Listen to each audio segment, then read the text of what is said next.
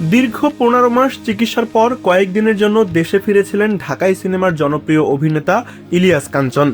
তবে দেশে থাকার সময় শেষ করে বুধবার সকালে আবারও লন্ডনের উদ্দেশ্যে রওনা হয়েছেন তিনি। সেখানে চিকিৎসকের পরামর্শ অনুযায়ী পরবর্তী চিকিৎসা নেবেন এই অভিনেতা।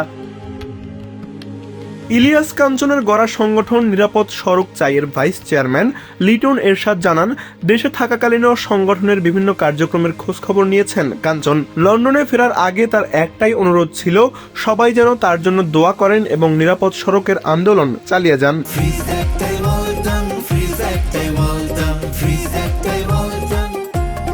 মঙ্গলবার রাতেও কাঞ্চনের গুলশানের বাসায় ছিলেন লিটন এরশাদ।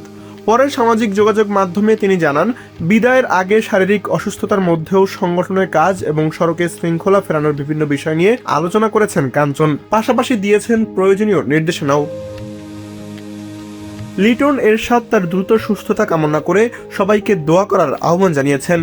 ইলিয়াস কাঞ্চন ব্রেন টিউমারে আক্রান্ত হয়ে গেল বছরের এপ্রিল থেকে লন্ডনে চিকিৎসা নিচ্ছেন। গেল বছরের আগস্টে তার মস্তিষ্কে অস্ত্রোপচার করা হলেও টিউমার পুরোপুরি অপসারণ করা সম্ভব হয়নি। পরে তার ব্রেন ক্যান্সার ধরা পড়ে। এরপর থেকে কেমোথেরাপি ও ওরাল থেরাপি চলছে। এবারও চিকিৎসকদের পরামর্শ অনুযায়ী লন্ডনে তার পরবর্তী চিকিৎসা চলবে।